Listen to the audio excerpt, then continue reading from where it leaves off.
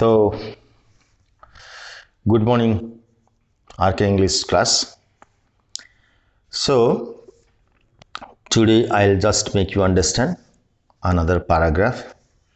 As such, when we do a comprehension, what we normally have a mindset. The mindset is that we should read the first line, try to understand the main theme of the line, and then come to the questions as they act as a feedback to understand the paragraph. Understand?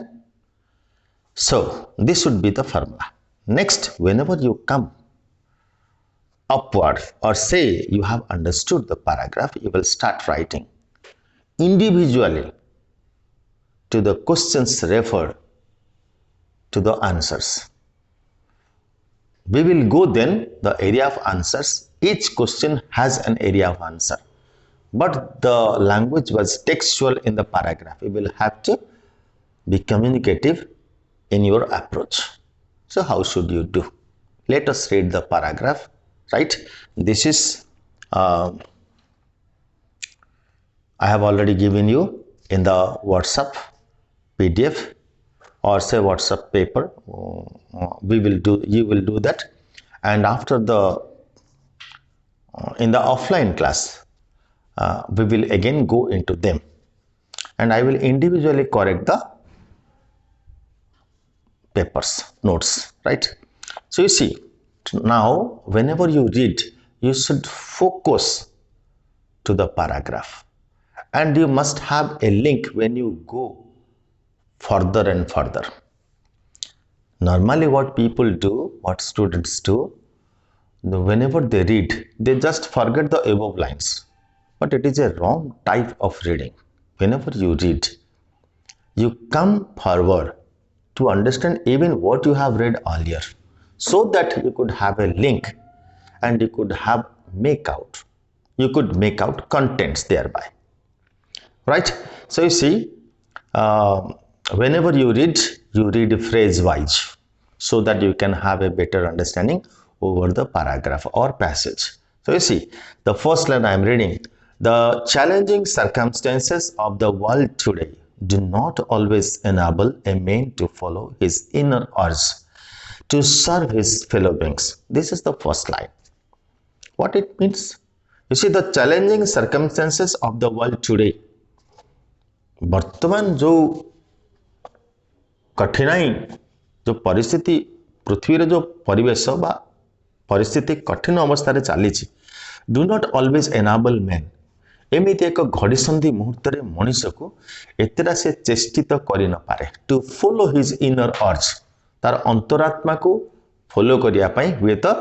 सी प्रस्तुत मानसिक स्तर रे हेई न पारे. His to serve his fellow beings, to serve his fellow beings, तार पड़ोसी को सहायता करिया पई. फेलो बीइंग्स पड़ोसी माने हमरो समाज को सहायता करिया पई जो मनोभाव दरकार, जो अंतरात्मा दरकार, हुए तो सेथिपाई सी प्रेरित हेई न पारे,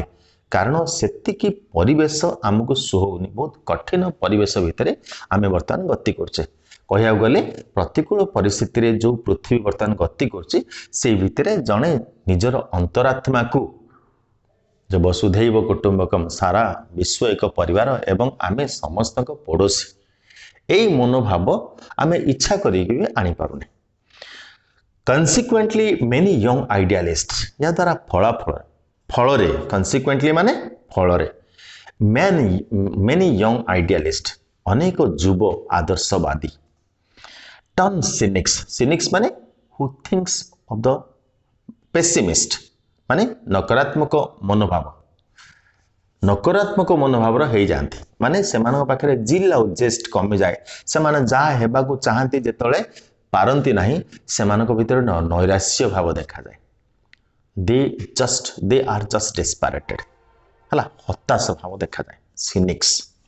सिनिक्स माने हताश हो जावा,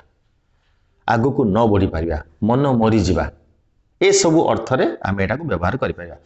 एज दे ग्रो ओल्डर, जेमिति से माने बड़ होंती, सेमिति से माने नकारात्मक भाव सृष्टि हो जाए, कारण बाहर परिवेश तांको सुनी, प्रतिकूल परिस्थिति बा केते बाट से जीवे केतिकी आदर्शवादी होते भी से प्रतिकूल परिस्थिति जीवाई जो धैर्य और साहस जो डिटरमिनेशन दरकार से डिटरमिनेशन से पाखे अभाव हो जाए कारण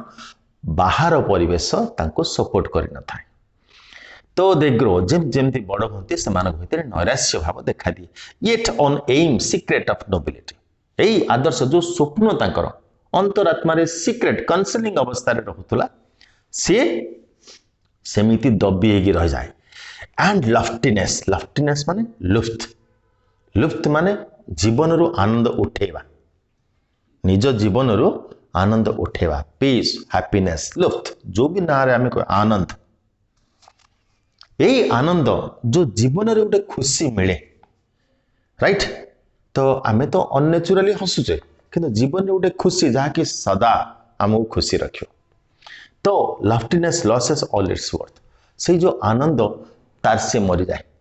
आ जीवन रे आनंद अनुभव हुए नहीं। जो लफ्टी जो स्वप्न आमे चिंता करथिबा एमिति एक व्यक्तित्व हेबा जो थिरे आमे सुनाम आनिबा एवं जो थिरे आमे देशवासी को जनसाधारण को पड़ोसी को साहाय्य करियार मनोभाव रहइबो आम भितरे मानविकता रहइबो आम भितरे मानवीयता रहइबो किंतु परिस्थिति सेमति हमको सृष्टि करि पारे नाही। एणु आम भितरे जेमति जेमति आमे ग्रो हेबा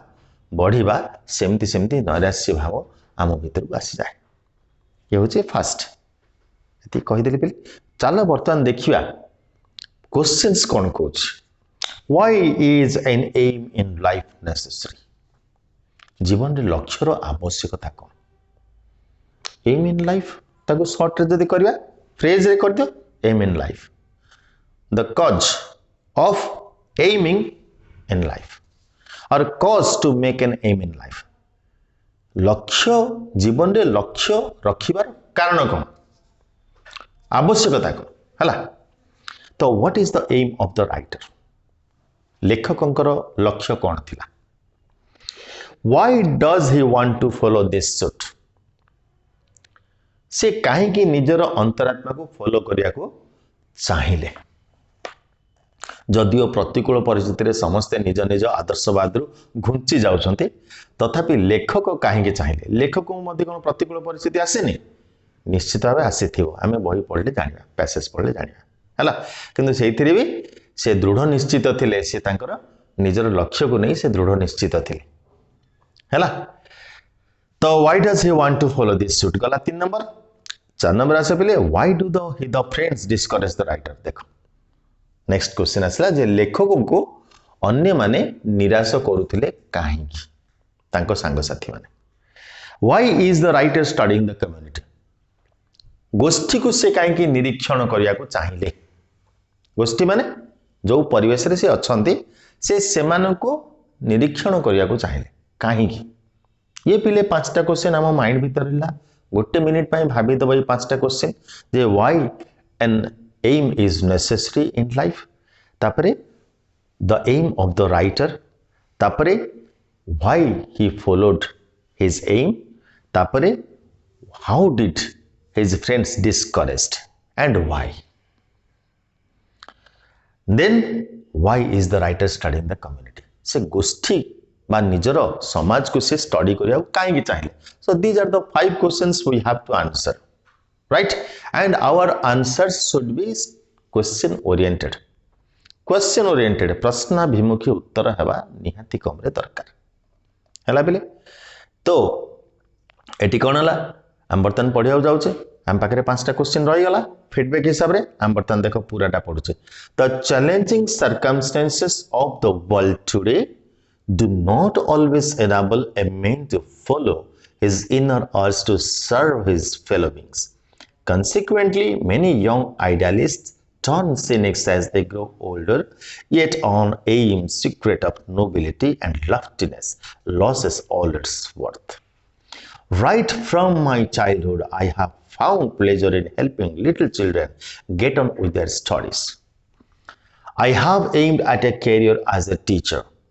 I am proud of my aim, for it will not only enable me to earn my livelihood, but it will also give me a scope to serve the community. My friends have at times discouraged me by telling that neither does a teacher occupy an envious status in our society, nor does he have a comfortable salary. But I know that it is neither power or money that makes a man happy. The supreme happiness comes to a man when he serves other people. I am trying to devote myself wholeheartedly to the pursuit of knowledge. Moreover, a teacher should be an able leader of students, and this is not possible without a powerful personality. I am therefore trying to follow the footprints of great leaders to build my character. I am observing the life of the community minutely because in a democratic country, a teacher's paramount duty is to shape a student as a worthy citizen. I have decided to trade on my path and courage with courage and determination. It is very important to understand, right? Because it's a foreign language, let us understand in our own language, right? So right from I have already covered the first paragraph, right? I start from the second paragraph because we will have to minimize the time as minimum as we could, because we will have to cover all 100 marks, right? Almost 40 to 45% of students leave 30 to 40 marks of answer. Why? The time doesn't permit them to do, because they cannot manage their time. But we will definitely learn how to manage time and how to cover up 100 marks in 3 hours, right? So you see, right from my childhood, pilati dinuru, I have found pleasure in helping little children get on with their studies. ମୁଁ ସବୁବେଳେ ଛୋଟ ଛୁଆମାନଙ୍କୁ ତାଙ୍କ ପଢ଼େଇବାରେ ସାହାଯ୍ୟ କରି ଆସୁଥିଲି right from my childhood, meaning thereby it is the sympathy for the community that I developed right from my childhood. ମୋର ଛୁଆଟେ ଦିନରୁ ମୋ ମନୋଭାବ ଥିଲା ମୁଁ କେମିତି ମୋ ସମାଜକୁ ସାହାଯ୍ୟ କରିବି, ତେଣୁ I have started learning how to help others. That's why I chose little children to get on their studies, right? Bas, I have aimed at a career as a teacher. ସେଇ ଦିନଠୁ ମୋ ଭିତରେ ଗୋଟେ ଶିକ୍ଷକତାର ସ୍ୱପ୍ନ ଜାଗି ଉଠିଲା।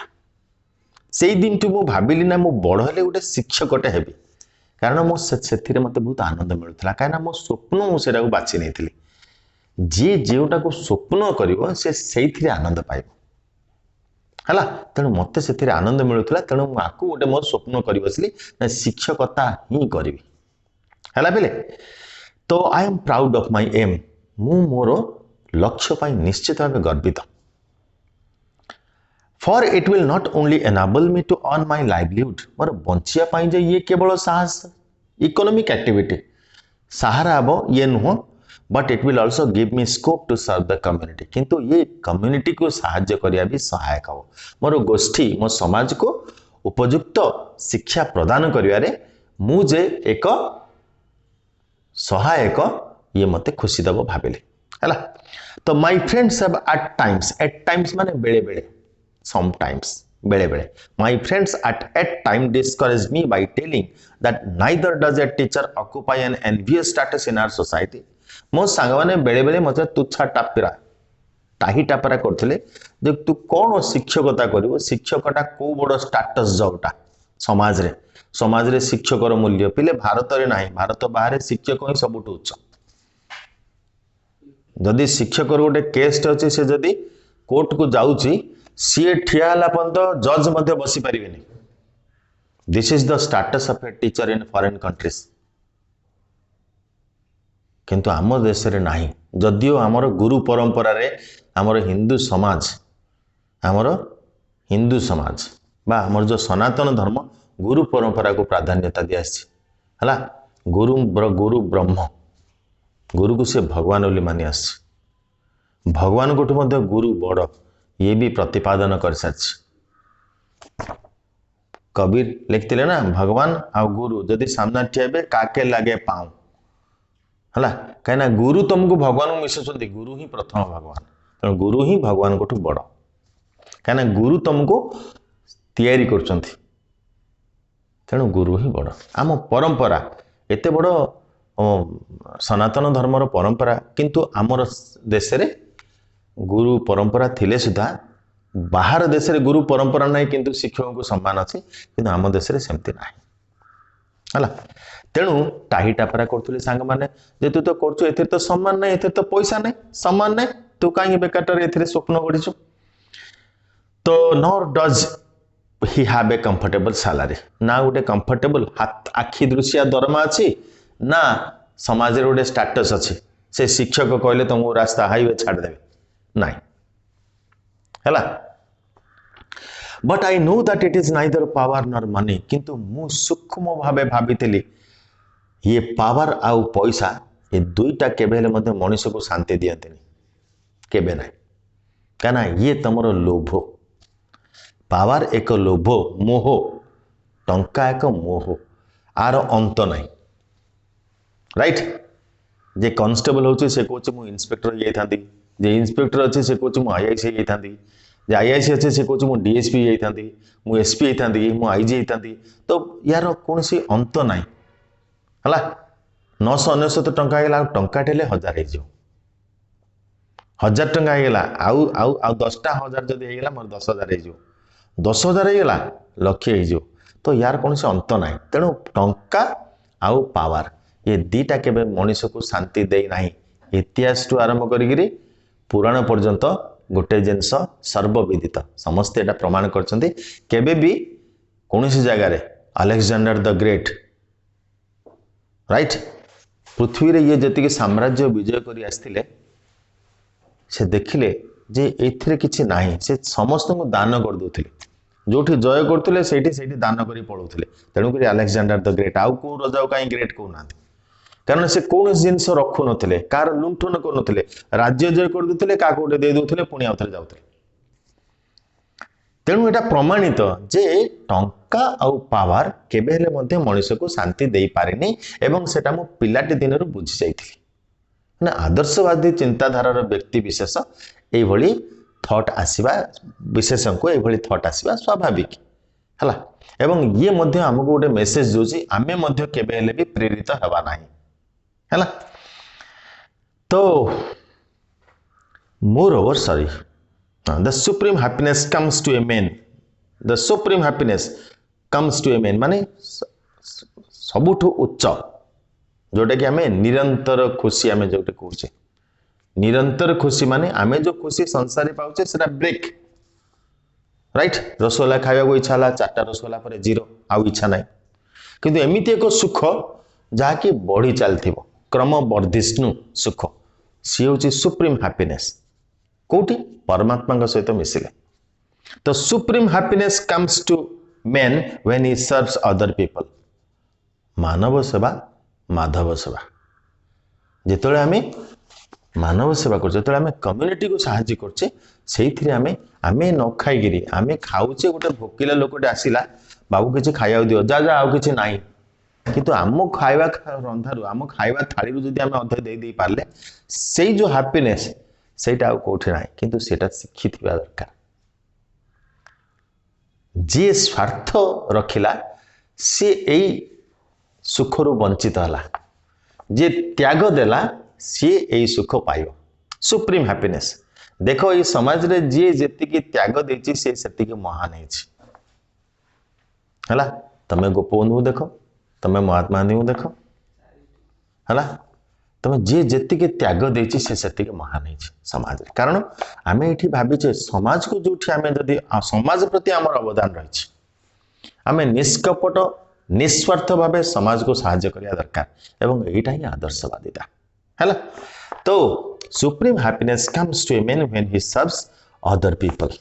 भगवान को सेवा कला सह समान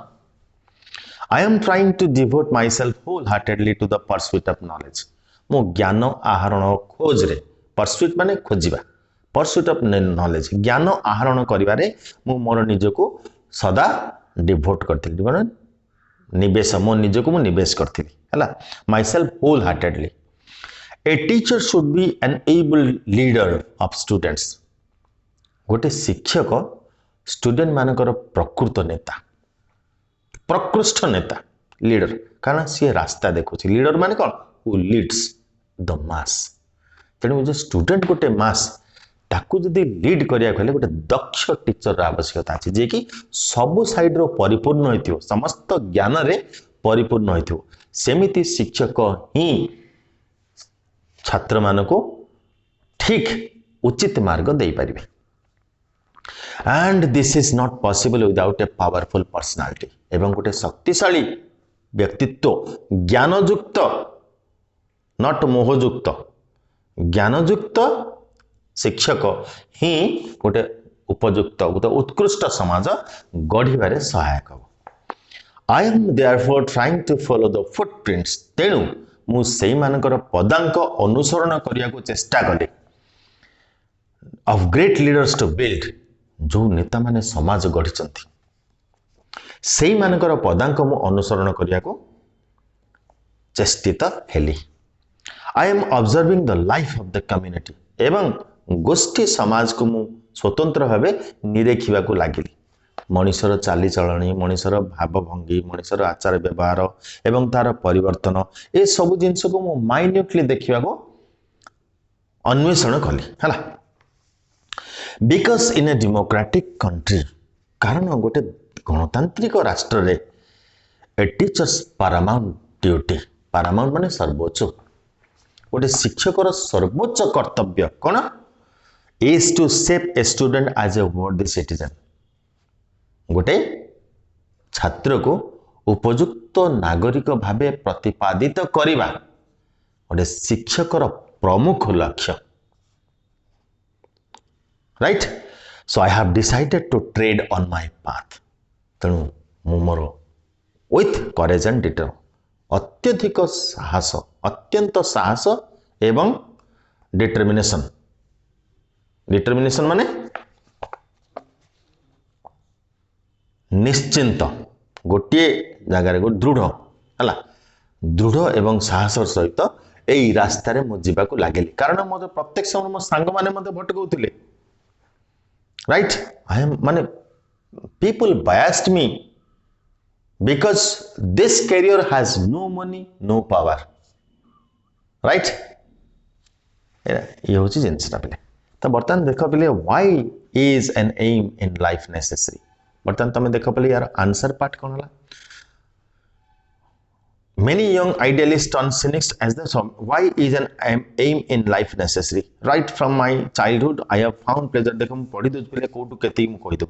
the challenging circumstances of the world today do not always enable a man to follow his inner urge to serve his fellow beings consequently many young idealists turn cynics ध्यान दियो